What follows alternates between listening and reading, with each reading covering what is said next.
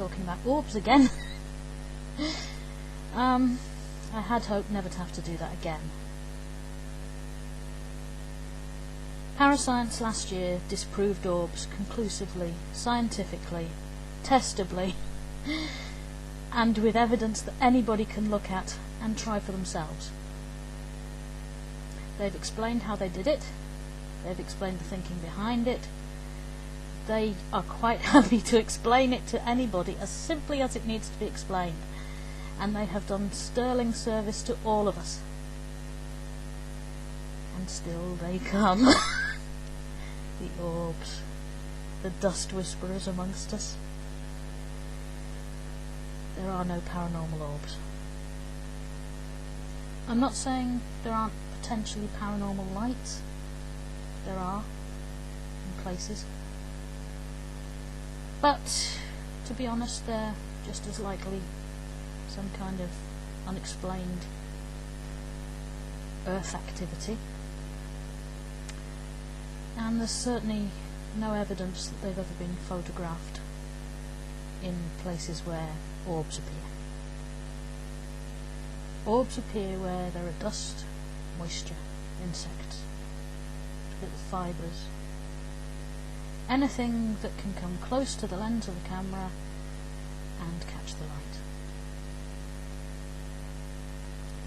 I'll never forget someone who got quite excited because there were some orbs on a video camera, and it was infrared, and the orbs were twinkling and flashing.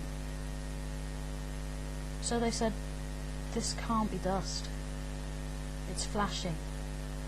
It's lighting itself. You see, the thing with dust is it's made of different things, and some of those things are faceted. And when a faceted thing flies through the air, twisting and turning in air currents after somebody's moved through the room, as somebody just had in that case, they turn and the facets catch the light differently. The result is a flashing orb, quite beautiful to look at, but ultimately dust.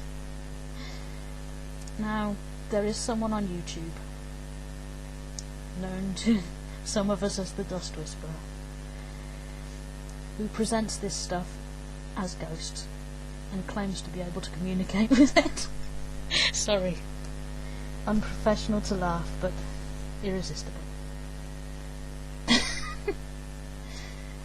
His best work, in my opinion, is the moment when he speaks to a carpet fibre. It's visibly and obviously a carpet fibre. He claims it's a rod, flying through the air, a spirit that is listening to his every word and responding to his voice.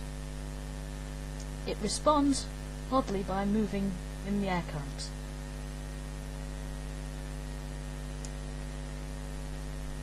It's hard to know how to describe someone who does that.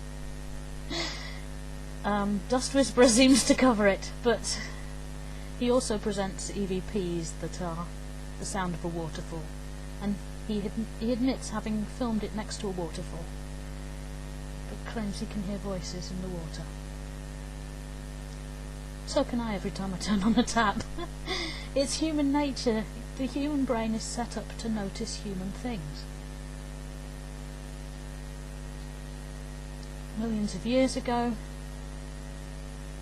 our ancestors relied on the idea that we knew what was in the darkness.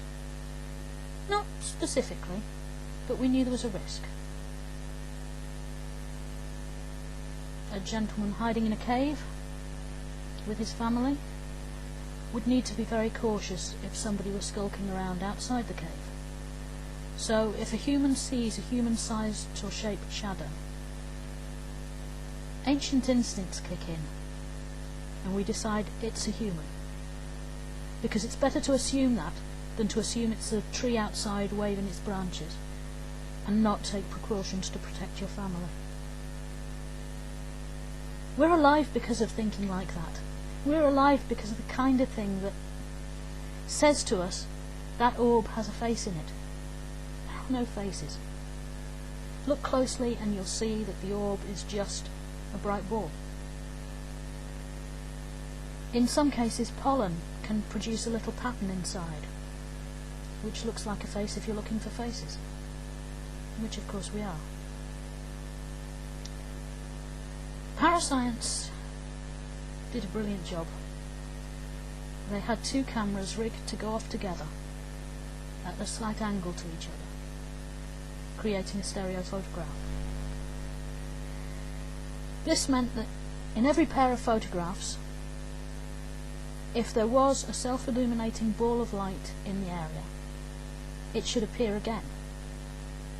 It should be there twice. It's obvious and simple when you think about it, but the fact is nobody had thought about it until they did it. And as soon as they made the effort, they found there was no ball of light. They got many, many orbs, hundreds of them. Let's face it, dust is everywhere. But in every single case, an orb in one photograph did not show up in the second photograph. Now these photographs were taken at the same time. There was no time for the orb to move, and if it was being photographed with the same kind of camera at the same time, just a slightly different angle, it should have shown up in a slightly different place in the photograph, measurably at the same angle, at the same position, but at a different angle. And it should have been, every photograph with an orb should have had pairs.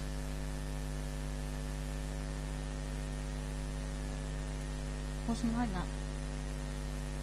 Each orb appeared in only one photograph because it was a reflection of the flash of the camera.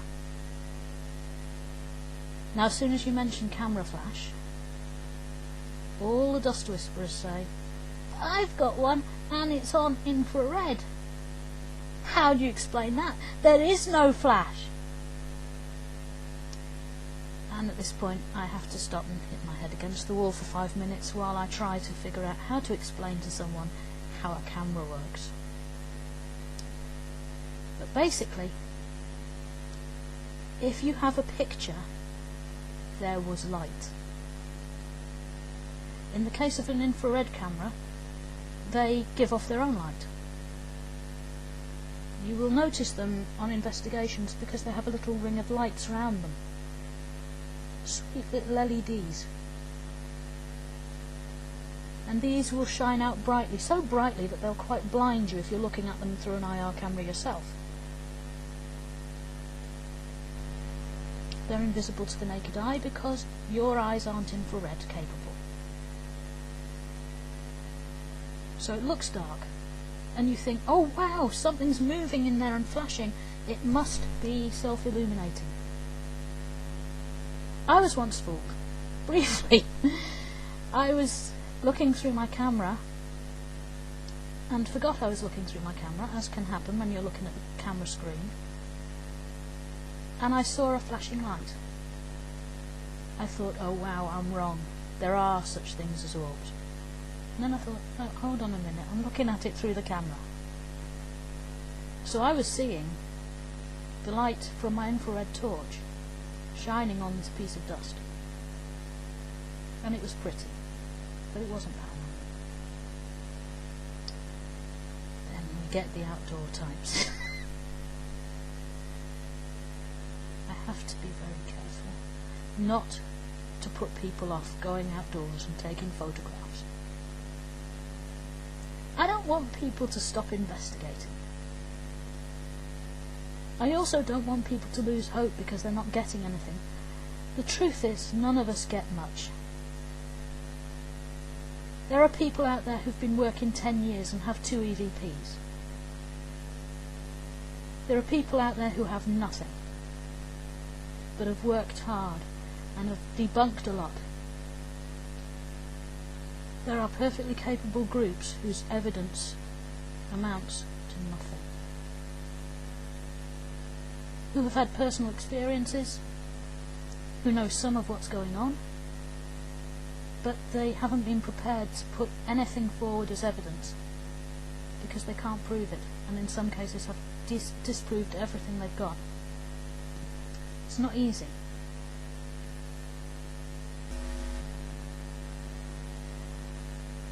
Outside you will get both dust and moisture.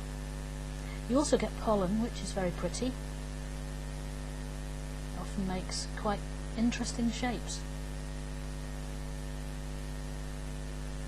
If you're outside at night in a temperate location, anywhere other than one of the driest deserts on Earth, you're going to get moisture. If you are near a large expanse of grass or a lot of trees, you will get mist. You may not see it, but you will get it. Great swirls of it that will leap across in front of your camera. If you get a photograph in the middle of a cemetery at night and there isn't mist or orbs on it, that looks to me more paranormal than if there is.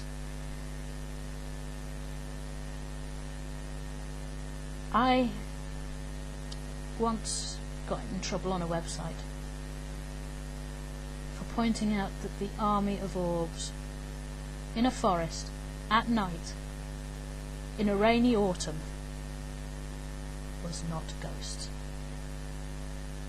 It was what we lay people call raindrops. I don't know the scientific term. It was very pretty, very spooky looking, full of bright lights in the middle of the woods. But it was the effect of normal precipitation. And you could sit and talk to it all night and it wouldn't do a thing. Now, I'm not a total debunker. I believe in ghosts. I've seen them, I've spoken to them, I've nearly walked into one. I believe that when I tripped in Oxford, my arm was grabbed by one, because somebody steadied me, and when I turned there was no one there. I'm a druid. I believe in nature spirits. I am the kind of person who most people would assume would believe almost anything. But not orbs. Definitely never orbs. The truth is that every time we accept an orb as proof of ghosts, all we're doing is taking the easy way to get something to surprise the masses with. And as soon as they find out anything about digital cameras, they know we're lying. Or fools. So every time a post is made of any kind of orb picture,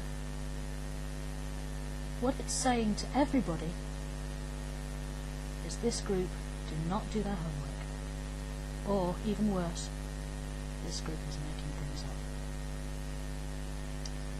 So I urge you, delete your orb pictures, or keep them in a little folder of things that look paranormal or aren't. I've got quite a collection of those. But don't present them as evidence. And don't ever try to tell me they're ghosts.